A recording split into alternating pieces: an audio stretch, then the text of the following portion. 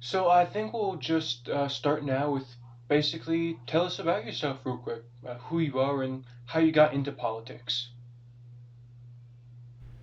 So, my name is Michael Harris. I am running as the Libertarian candidate for the upcoming federal by election in Battle River Crowfoot. I'm running to bring liberty onto the ballot. But what got me into politics in the first place was generally when I was younger. I was about, I'd say about even 5 years old. My family in Comox owned land. We were ranchers. We produced milk. Had horses, that type of thing. The casual people who lived in Comox, most people were farmers because if you lived on Vancouver Island, it's all rock. Like if you go anywhere else on the island, it's all friggin' mountain. But the one area that wasn't mountain was Comox. But you know what else attracts flatland? Developers, and specifically developers that are partnered with the government. And they wanted to buy that land. They wanted that land so they could build high rises and so they could build suburbs. But the people who lived in Comox didn't want to sell their land. And so they basically lobbied both the federal, municipal, and provincial governments to basically try their best to kick us out. Now, there were a couple of policies that they did that limited production, limited property rights, who we could sell to, where we could sell to. And at the end of the day, all of our profits got taken away in forms of taxes and forced almost 20,000 people to lose their lands and livelihoods. And for me, that's pretty damn ridiculous. And I know that's happening all across Canada right now with a whole bunch of bad policies for farmers and for people who live in the countryside. And so I'm running to put liberty on the ballot to fight for those people because there was no one to fight for me back when I was 5 years old. Yeah. That's great. And I live out in a southern Midwestern state. A lot of land and a lot of government wanted to tell you what to do with that land. So another thing I think a lot of Canadians have been looking at is the Bill C-11 and other ways the government has been gaining more control over companies and over people's lives. So what are some things that, when you're elected, you would do to help give those options back to the Canadian people? Well, the biggest one, and this is one of my biggest campaign promises, is to fight against the policy of supply management. Here in Canada, we actually have the crazy policy of limiting production. So you are not, if you are a business owner, if you have the money to invest in your company, you don't have the right to produce however much you want to produce. And this specifically, the policy of supply management, hits ranchers the most. It targets specifically those that produce milk, eggs, and any type of form of poultry. This means that if you want to produce, as an example, if you're a small farmer that owns like 10 acres of land, if you try to produce more than 800 gallons of milk every single month, you will get fined $10,000 per additional gallon you make, which is a ridiculous policy. Mhm. And that happens with a whole bunch of other different production things here in Canada, where it limits the production of food or limits the production of oil. And it just doesn't make sense. It's creating artificial scarcity for no reason. My main policy is I'm going to be fighting back against that to give consumers and people who produce better control over their goods. Mhm. So I think another big question right now is why vote for the Libertarian Party against the Conservatives or other major parties? What do you think sets the Libertarian Party and yourself as a candidate apart from those others? Well, first, the Conservative Party has been on a downtrot for the last, I'd say, 15 years. They've had now, I believe we're going on leader four now, and also 15 years worth of elections, and they have not won a single time. All the while, they have compromised on their beliefs, compromised on their constituents, all for the sake of trying to gain as many votes as possible. It's clear they're not going to win. It's clear that they're not valued or their constituents aren't valued. It's time for a change. It's time to support more parties that are advocating for the individual. And also, for, like I said, them betraying their values and betraying their constituents, a lot of those things that would help people, like removing supply management or fighting against equalization or fighting against any of the numerous bills that Mark Carney's trying to produce, the conservatives refuse to condemn it. So how can you support a party, even though it's technically more popular than the Libertarian Party, that isn't actually going to properly push for the policies that would make your life better. When there's a party that is open and willing, that to be not only hasn't compromised since the 1970s, but is willing to fight for you in every single by-election and every single federal election until we get it done. That's a great answer. So I think another big issue is rent prices and housing pricing going way up. So what's your libertarian take on that? How do you think the Canadian government should be handling that at the moment? Well, a big problem here in Canada is a problem with zoning. Now, this is kind of getting a bit controversial in some areas here in Canada because it's very different depending on where you live, where depending on what province you live in. But a lot of the times, zoning is completely controlled by the municipal government, where if you want to get anything built, you have to go to your city.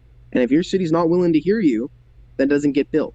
And then on top of that, you have to get permits from both the provincial and federal government, which makes it incredibly hard to get new things built and to build it in a specific area that you want. Say if you own a piece of land and you want to build a high rise there, you can't do it because you have to go through three different people before you can even put a shovel in the ground to start digging.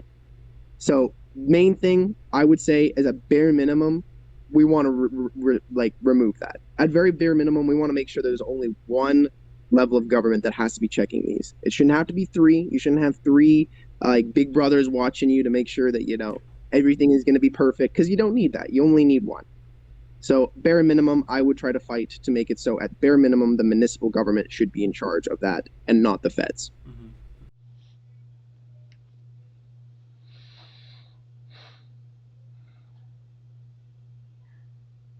So, what are some issues that you're finding more in your writing that's very local? We see a lot of federal views, but what are people out in Alberta wanting to hear about?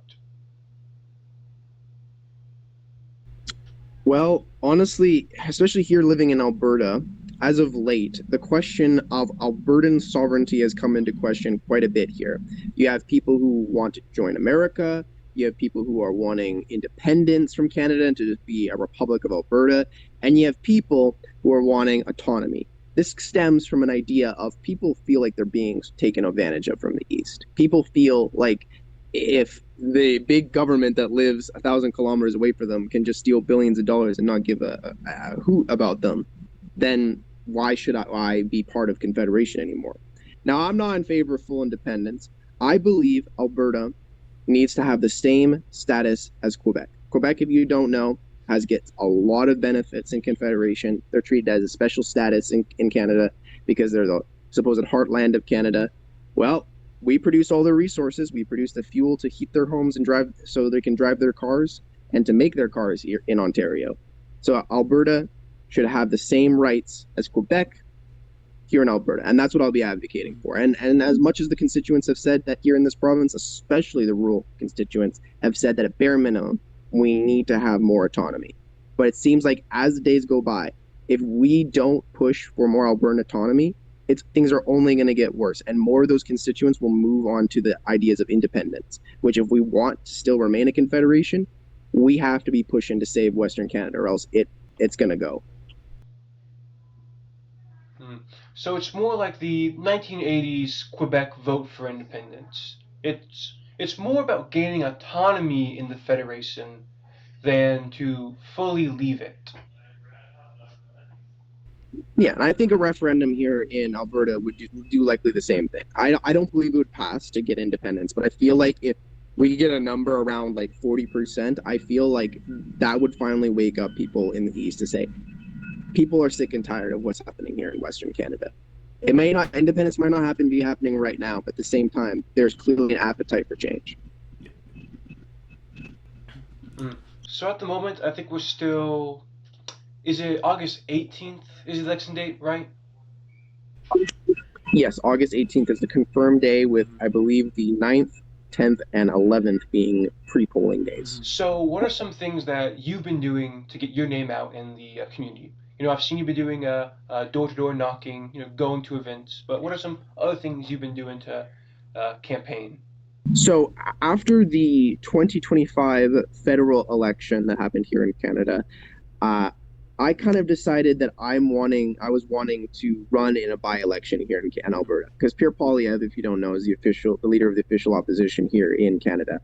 He had to give up his seat because, well, he lost the election, and so he has to take over a seat here in Alberta. That's what his plan was. And so prior to that, I've been going around to all the rural areas here in Alberta to talk to people about their issues, what their actual concerns were, because I knew that people like Pierre Poilievre or people like Jonathan Bridges, the people that I'm running against, are going to be staying in Ottawa for a majority of the campaign. And they're not wanting to talk to people. And so I went upon myself to talk to about 4,000 people prior to the election even being called to get their issues onto my table so I could build a policy platform. Additionally, my goal past this point is to hit every single door in the riding. I have the support. I have for the able to fuel to be able to do it. I have the transportation to be able to do it. How I'm going to get my name out and how I'm going to get the actual issues of the day and push it federally is just simply by talking to people. It's not like I don't have the time. I've got literally a month and a half to be able to hit on every single door. Yeah, easy work. So I think we're running out of questions, but what's something that you'd say to any citizen that would be watching this interview? Anything that you would want to say to try and get their vote? Sorry, I think your audio cut out. You might have to repeat that. Oh, my apologies. What would you say to the voters of your community to come out and vote for you? What's your 1 minute pitch?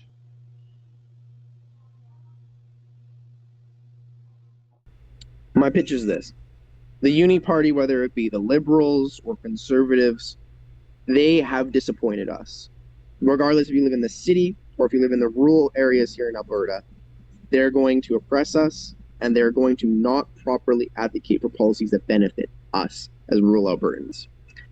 Whether it be supporting the policy of supply management, supporting equalization, which makes us feel like we're colonists rather than civilians, where we're getting taxed extra so that the Eastern governments pay less. Whether it be the lack of resources coming from the East to support rural communities, or whether it be that they're trying to destroy the Western culture. The Uni Party is not here to help us. You have to start supporting third parties and additional voices to give a chance to have your voices heard. Because if you don't, it's just going to be ignored. And if you don't vote to these people, you don't matter. So you got to get out and vote. Even if you don't vote for me, even if you don't support me at the end of the day, find a candidate that is pushing for the policies that you wish for and vote for them. Because if you don't, it's just going to be the status quo all over again.